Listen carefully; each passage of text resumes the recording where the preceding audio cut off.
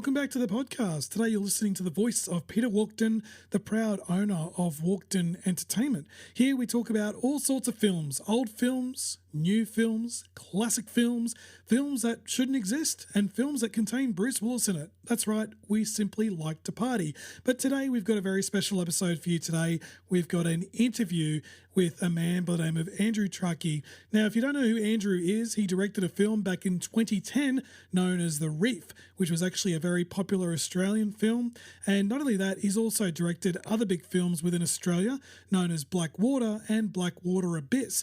But Andrew has actually got a film coming out in Australian cinemas from this week, being Shark Week, known as The Reef, Stalked. And I was very lucky to actually have a sneak peek at the film, but also catch up with Andrew to talk a little bit more about his upcoming film and discuss some of the challenges he had to get it made and created within Australia. But before we get stuck into that interview, I'll talk a little bit about the film. Naturally, this podcast contains zero spoilers as always, so let's talk a little bit about the film. Now, firstly, I'm just going to say right off the bat, if you haven't seen the original Reef film, which was made back in 2010, don't stress too much, because the cool thing is with this new installment is it's got brand new characters, it's got a brand new premise, and there is no real connection to that original film other than the fact that this film does obviously contain the concept of people being attacked by a shark. But as far as the plot's concerned with this new installment, we basically follow a character by the name of Nick. Now, Nick basically discovers that her older sister is involved in an abusive relationship, and Nick unfortunately witnesses something pretty horrific in regards to the relationship that her sister is involved in. And when she has this experience, she decides to run away and try and start her life afresh, and basically she comes back home 9 months later to be reunited with her best friends and also her younger sister. And as this group of four catch up together, they decide to go on a kayaking trip, basically going to the Pacific Islands in honor of Nick's older sister. You see, Nick and her big sister used to share multiple kayaking adventures in the past. But of course, you can kind of see where this plot is going to be going as the four basically come together and journey into the ocean to revisit memory lane. We soon learn firstly that Nick is still suffering from the trauma and even has reoccurring flashbacks regarding her older sister. Despite this, she continues to push through and push forward with the adventure. However, while in the water, it's not long until this group of four soon discovered they're being stalked by a gigantic great white shark with a major thirst for blood. Now, these four close friends will need to work together to try to live and try to survive. Without going any further ahead, I'm now going to play you the film's trailer, and we'll jump straight into the interview that I had with the film's director, producer, and writer. Enjoy. It's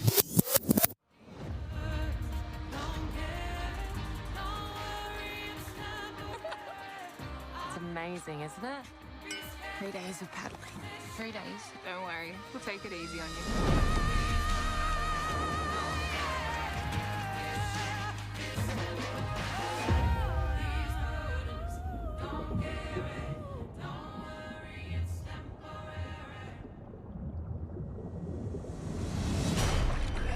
Hey, check this out.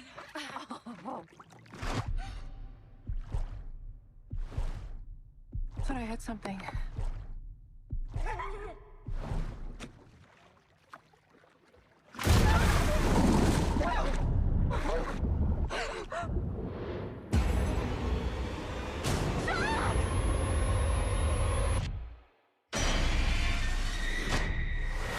That thing is stalking us. You get to the island, okay? You have to help her. The next island has reception and people. Okay, what about boats? Nick,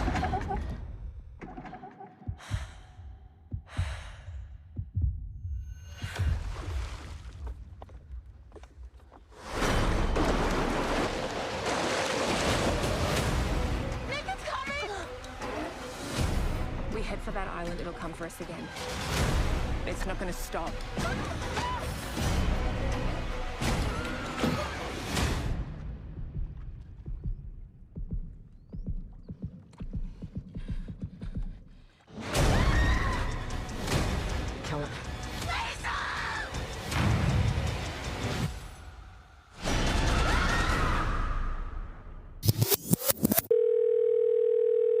Greetings, Andrew, all the way from Queensland, Australia. How are you doing this evening? Good, Peter. Thanks. And how are you? I'm doing tremendous. I'm actually very excited for you this evening because very shortly I'm going to ask you some questions about a little film that's coming out this Thursday from July 28th.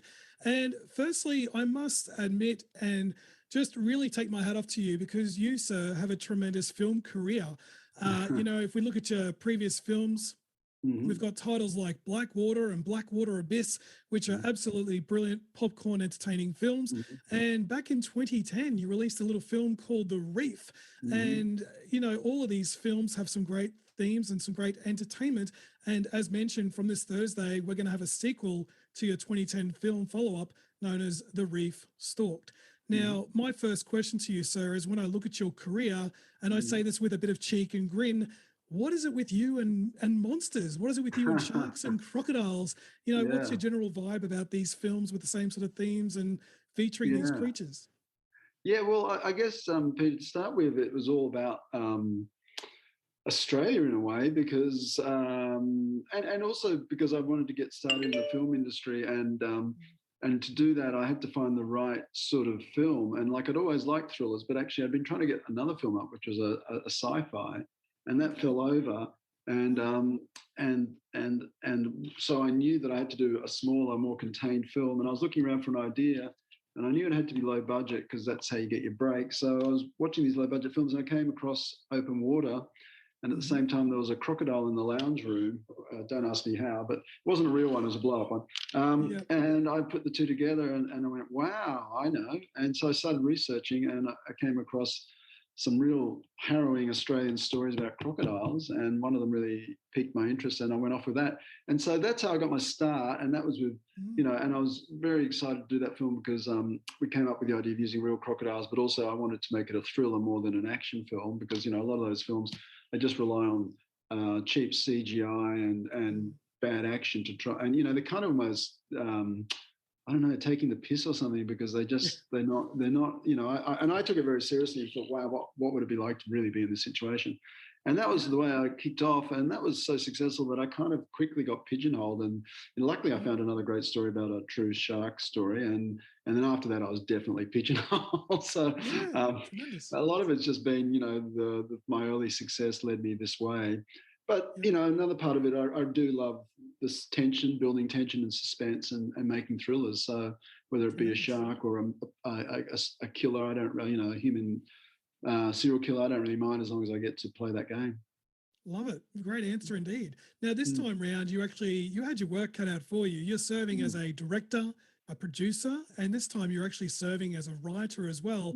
And I'm not going to go into too much depth about the story. I want people to go to the cinemas to check this out for themselves. But I was a little curious because this one is obviously a little bit different as far as plot and story and also the original film. Where did the idea of this story come from with this sequel? Yeah, no, that's a very good question. Look, I've been aware of the dilemma that is, domestic violence and that inflicted on women for a long time.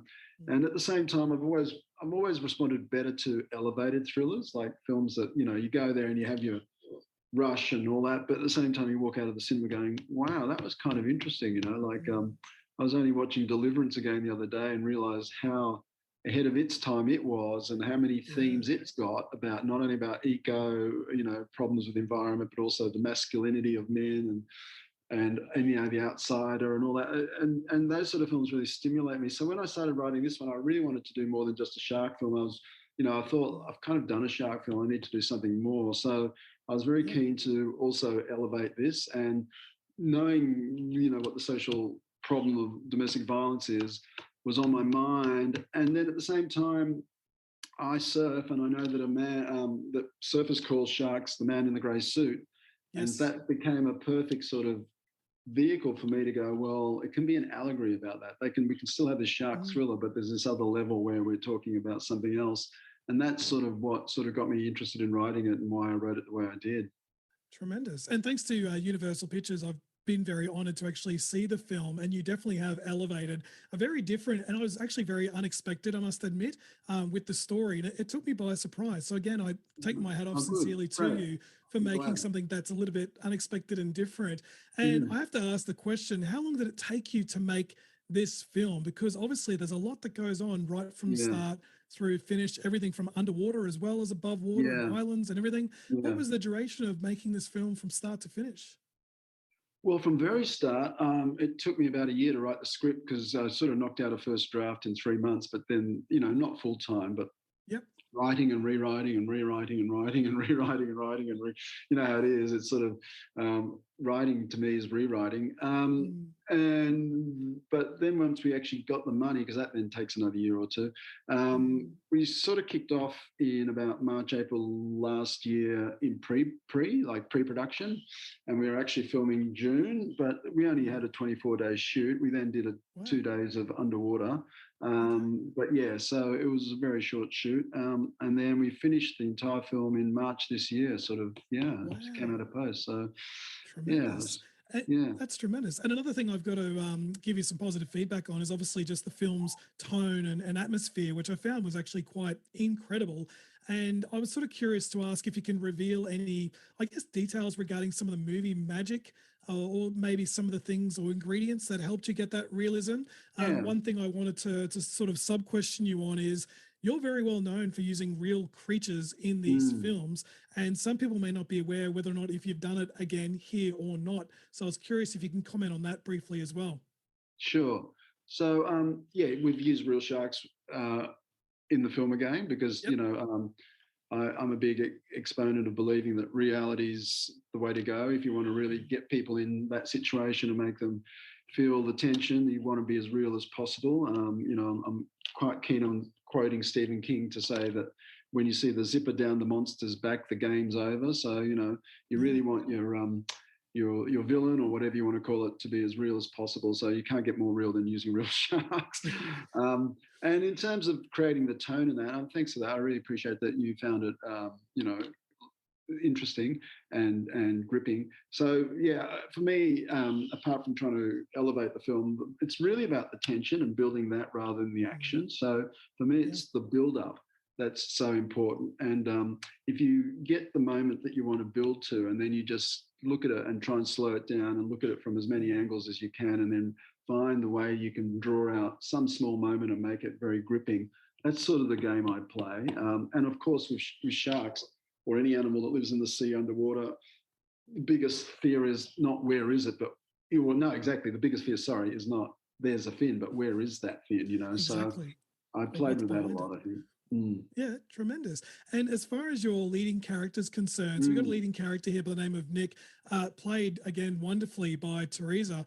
Again, I was sort of curious as to, what attracted you to grab this actress to play this character? Because once again, this character is dealing with a lot of emotion, again, right from the word go, from various points and different views. What was the main attraction that you looked at her and said, this is the one for this film? Yeah, I mean, I think it was just a bit of magic there. Like, sometimes we did a lot of auditioning because we wanted Nick. Obviously we started with Nick because she's the main character, but sometimes you just see an audition and you just go, wow, and that's what happened to Teresa. It was really a case of she really nailed the emotions. She looked great. She, talking to her on the phone, she obviously was an intelligent person that knew how to take direction and add to the character, not just accept my understanding of it. So Wonderful. she really ticked all the boxes, and I'm just so happy we got her. Yeah. Tremendous. And one question I always like asking about films is just some of the challenges or hurdles that you might have come across. In this day and age, a lot of directors and things like that are saying, well, COVID was the biggest frustration or COVID was the biggest challenge. But putting COVID aside for a second, I was sort of curious to know maybe what your biggest challenge was trying to get this film done to be released in Australian cinemas. What was the biggest hurdle while making it? Yeah, no, look, I've got to say, filming on a live location, not in a tank. So we were filming off a beach in Queensland, up near Townsville in Bowen, and we were at the mercy of the weather. So it blew, it rained. There was consistency in the light. So yeah, we're in the water every day for 10 hours. That gets pretty heavy. Not heavy, but just tiring, in full wetsuits. But the two sort of major stories are that one day there was actually a shark on set. I mean, luckily we weren't in the water, and luckily it was a small shark, but nevertheless, a 4-foot reefy went pie one day, and you realise you're in a very live set. And then you also realise you're in a very live set when, unfortunately, one of the camera assistants trod on a ray and got a barb in her leg and spent 4 days in hospital. So yeah, it was mainly the environment that really sort of was very draining. And like if the wind blew, one day the wind blew my script out of my hand and it landed in the water and it just became paper mache. So it was, see, they're good stories. Yeah, and camera equipment doesn't like salt water, so it was always constantly a battle with the elements, really. Absolutely. No, that's some good stories. I don't usually get good gritty stories like that, but I'm embracing that one tonight. That's for sure. So as mentioned, I know your time is very precious because you have got a big film coming out again in Australian cinemas from July 28th. That's this Thursday. But I wanted to wrap up and sort of summarize just with an opportunity for you to talk to the people of Australia who are maybe or maybe not thinking about checking this film out. Sure. I'm definitely encouraging people that they grab the biggest popcorn they can, take their mum and grandma, girlfriend, boyfriend, check this film out. But I wanted you to have the floor just as a wrap up to basically speak to the people of Australia. Why should they go to the cinemas and check out The Reef, Stalked? The floor is yours, good sir. Yeah, thank you. Look, I think for several reasons. I mean, it's a great thriller. If you like thrillers, you'll want to see this film. I think the problem we sometimes have is that these films get pigeonholed. They're for young males, but I actually think this film talks to females as well, especially with the themes that it has, and it's got a lot of relationship and looks at trauma and things like that. So I think there's good relationships in it. There's great thrills, and there's real sharks. What more could you ask for? Yeah. Tremendous. Narrowed it down perfectly beautifully. If you're listening to this interview, please check this film out. It is Australian, it's fun, it's got a shark, it's entertaining, and it's tense. And this is what cinema is all about. And you know what? After you see the film in cinema, buy some of his films on Blu-ray. I'm pointing at them right now. If you see the visuals, The Reef and also Blackwater, films that you've got to have in your movie collection. Andrew, again, I'm very honored to meet you. I am generally a fan of your films, so I have had some butterflies in me this evening. But, I wish you all the very best and great success for this film. Again, 28th of July. Thank you again for your time and good luck with this release. Thank you so much, Peter. I really have enjoyed talking to you.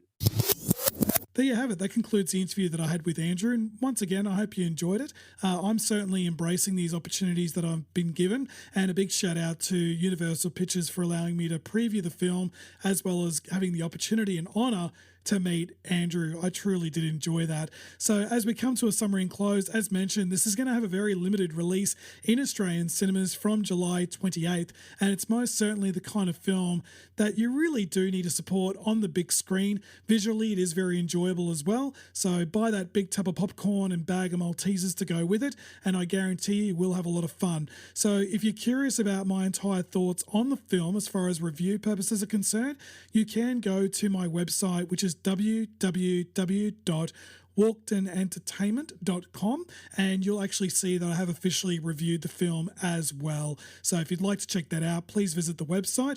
Otherwise, I'm available on all social media platforms, which you'll find those details in this podcast episode. Once again, thank you so much for listening and thank you for your ongoing support on this podcast. Stay tuned for more reviews and more interviews. Until next time, keep watching.